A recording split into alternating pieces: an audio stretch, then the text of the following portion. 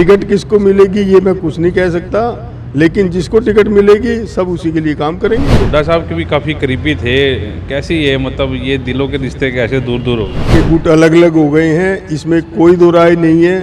राजनीति है, प्रतिस्पर्धा का काम होता है। दावा ये किया जा रहा था बीजेपी टिकट दे देती तो धर्मपाल गुप्ता जी जीत जाते, वहाँ भी क्या खटास पैदा होगी? लोकसभा कुरुक्षेत्र से भी लड़ाने का आश्वासन दिया, पानीपत ग्रामीण विधानसभा से भी आश्वासन दिया, और ये मैं नहीं कह रहा है कि तो सभी को पता है कि आश्वासन दिया, उसके बावजूद उन्होंने चुनाव में हमें टिकट नहीं दी। कांग्रेस का दावा कर रहे हैं कि कांग्रेस इस बार आर पार की लड़ाई है, टिकट तो लेके आऊँगा। आज मैं कुमारी शैलजा जी के साथ हूँ।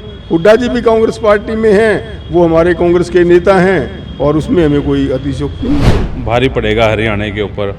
गांव में जा रहे हैं, कितना मुश्किल है जीत पाना, कैसे निकाल पाएंगे? भूपेंद्र हुड्डा हो, चाहे कुमारी शैलजा जी हो, चाहे रणदीप सुरजेवाला हो, ये लड़ाई आपस के अंदर आज जो है वो मुख्यमंत्री की लड़ाई है।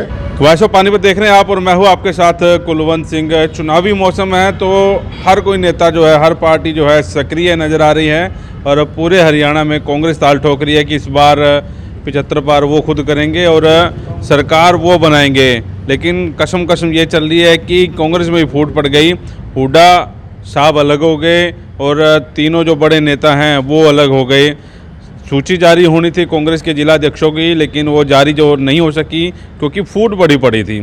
इसी बीच ग्रामीण हलके के नेता धर्मपाल गुप्ता हमारे साथ हैं, 2 चुनाव भी लड़ चुके हैं, और इस बार फिर से वो ग्रामीण हलके में ताल ठोकते जो है नज़र आ रहे हैं। मेहनत कर रहे हैं, लेकिन इनकी मेहनत कितनी सफल हो पाएगी, टिकट ला पाएंगे या नहीं ला पाएंगे, इस बारे में जो है बातचीत हम लोग करेंगे। हालांकि ग्रामीण हलके में 1 दर्जन से ज़्यादा दावेदार जो हैं वो कांग्रेस पार्टी से हैं। हुड्डा गुट अलग है, शैलजा गुट अलग है, धर्मपाल गुप्ता हमारे साथ हैं। गुप्ता जी, कैसे चलेगी कहानी? ग्रामीण हलके में 1 दर्जन से ज़्यादा जो है दावेदारी होगी और बढ़ती जा रही है, ऐसे में आप भी कन्फर्म लग रहे हैं कि टिकट जो है मुझे मिलेगी?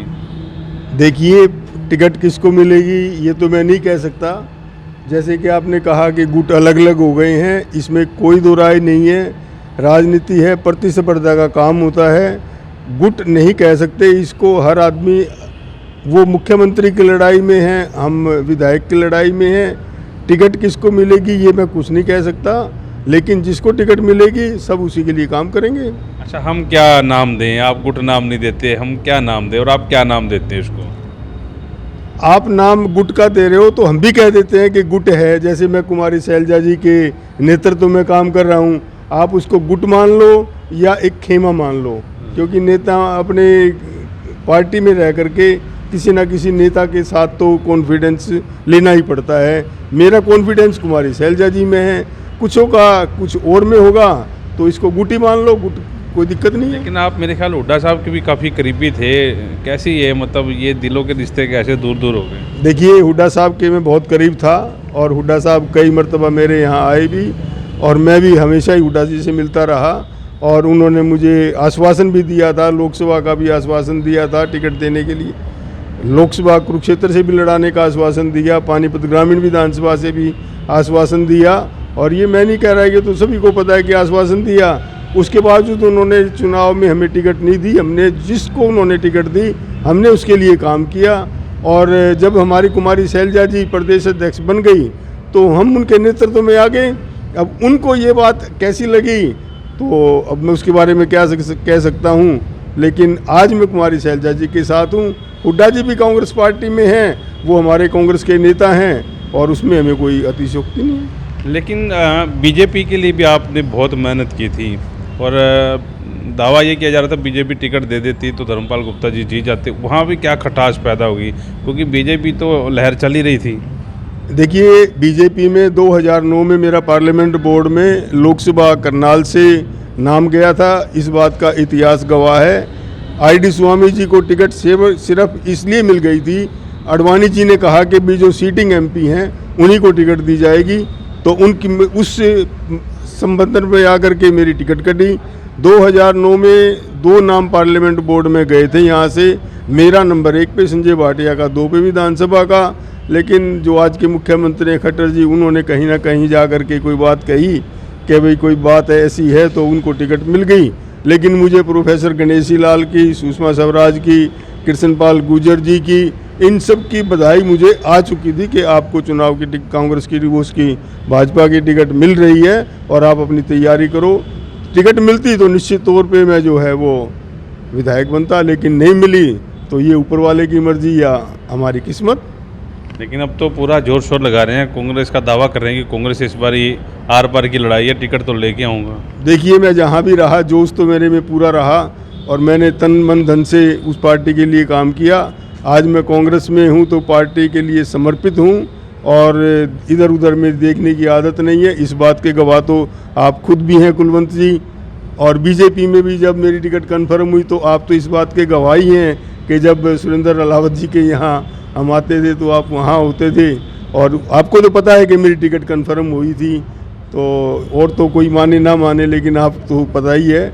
और अब मेरी कांग्रेस में टिकट है, मैं ये नहीं कह सकता कि टिकट किसको मिलेगी, लेकिन मैं अपना प्रयास कर रहा हूँ और प्रयास करने पे कितना सफल हो पाऊँगा ये वक्त बताएगा। अच्छा गुप्ता जी, ऐसा नहीं लगता कि मतलब अब तो कांग्रेस की लहर चल रही है और इस लहर का फ़ायदा जो है कांग्रेसियों को उठाना चाहिए? अभी सारे जो गुट अलग अलग हो रहे हैं, एक टेबल पर बैठ के बातचीत कर लेते हैं। देखो, मुख्यमंत्री तो एक नहीं बनना है और उसके बाद उप मुख्यमंत्री वाली भी जगह है, उसके बाद 2 मुख्यमंत्री उप मुख्यमंत्री बनाए जा सकते हैं, ऐसी भी जो है। लेकिन ये लड़ाई का सीधा साधा फ़ायदा जो जाहिर तौर पर दूसरी पार्टियों को जाएगा, सत्ताधारी पार्टी करेगी। तो ये एक ऐसा सिस्टम चल जाए, हालांकि आप जो है इस पर टिप्पणी नहीं कर सकते, लेकिन आपका जवाब जरूर चाहेंगे। नहीं, देखिए, कोई खेमा नहीं है। और जहाँ तक आपने बात कही कि भाई ऊपर की लड़ाई है, मुख्यमंत्री की लड़ाई है, ये तो लड़ाई रहेगी और लड़ाई रहने के अंदर क्या हालात बनेंगे और कोई खेमा, सारी पार्टी एक है, चाहे भूपेंद्र हुड्डा हो, चाहे कुमारी शैलजा जी हो, चाहे रणदीप सुरजेवाला हो। ये लड़ाई आपस के अंदर आज जो है वो मुख्यमंत्री की लड़ाई है। अब हाईकमांड किसको तय करेगा, मुख्यमंत्री किसको बनाएगा, ये तो उन्होंने तय करना है। और हमारी लड़ाई जो है वो विधायक की है। हम अपनी कोशिश कर रहे हैं कि एमएलए की टिकट हमें मिल जाए और वो कोशिश कर रहे हैं कि मुख्यमंत्री की बने। जैसा समय आएगा वैसा देखा जाएगा। आप लोगों के लिए दिक्कत ये होती है कि पहले तो पब्लिक के बीच में, उसके बाद टिकट का चक्कर, टिकट मिलेगी कि नहीं मिलेगी, उसके बाद फिर पब्लिक के बीच में जिताएंगे कि नहीं जिताएंगे। कितना कंफर्म मांग रहे हैं अगर मान लो टिकट मिल जाती है आपको? क्योंकि कास्ट वाइज भी जो है सिस्टम जो है नो डाउट भारी पड़ेगा हरियाणा के ऊपर। गांव में जा रहे हैं, कितना मुश्किल है जीत पाना, कैसे निकाल पाएंगे? देखिए, जैसे कि आपने कहा कि कांग्रेस की लहर चल रही है, कांग्रेस की जब लहर चलती है या किसी पार्टी की भी लहर चलती है तो 25% वोट जो है पार्टी के नाम पे मिल जाते हैं। और थोड़ा बहुत प्रयास अपना करो, 10% वोट आप अपनी ले लो तो जीत निश्चित हो जाती है। आज कांग्रेस की जो लहर है वो 25 और 10 35 से भी ज़्यादा मिला करके मैं कहूँगा। तो हम अपना प्रयास करेंगे, हमारी अच्छी खासी मतों से हमारी जीत होने की संभावना है। और जितने आप कह रहे हैं कि खेमे हैं, ये सब खेमे, चाहे मुझे टिकट मिले तो मेरे लिए काम करेंगे और दूसरे को टिकट मिलेगी तो मैं उनके लिए काम करूंगा। मैं कांग्रेस की तरफ से चुनाव जरूर लड़ूंगा, चाहे मुझे अपना लड़ना पड़े या जिसको टिकट मिले उसके लिए लड़ना पड़े। चुनाव हमें लड़ना है। अब प्रत्याशी कौन होगा ये समय बताएगा। अच्छा, ना मिल पाई तो 1% भी फिर लड़ेंगे चुनाव? अब देखिए, आपने ना का ऐसा क्वेश्चन पूछ लिया, ना मिल पाई तो मैं तो मान के ही चल रहा हूँ कि मेरी टिकट नहीं है। मिल गई तो अच्छी बात है, नहीं तो पार्टी के लिए काम करेंगे। ना मिल पाई तो चुनाव लड़ने का क्या मतलब है? कोई चुनाव लड़ने का कोई मतलब ही नहीं है। इंडिपेंडेंट नो नो, कोई चुनाव लड़ने का इंडिपेंडेंट नहीं है। इंडिपेंडेंट चुनाव लड़के ही तो मैं यहाँ पे खड़ा हूँ, नहीं तो मैं किस पदों पे था आपको भी पता है। मैं यहाँ के डिप्टी कमिश्नर तक को मैंने अपने हाथ से बदला हुआ है, आप सबको जानकारी है। भाजपा में मेरा कितना बड़ा कद था, को कन्वीनर में पूरे देश के ट्रेड सेल का था, 1100 का रोड पे हमारा ऑफिस मिला हुआ था, सब कुछ था। हमने चुनाव लड़ने की गलती की आज़ाद उम्मीदवार के रूप में और फिर हमें ऊपर दबाव पड़ा, हम बैठ गए।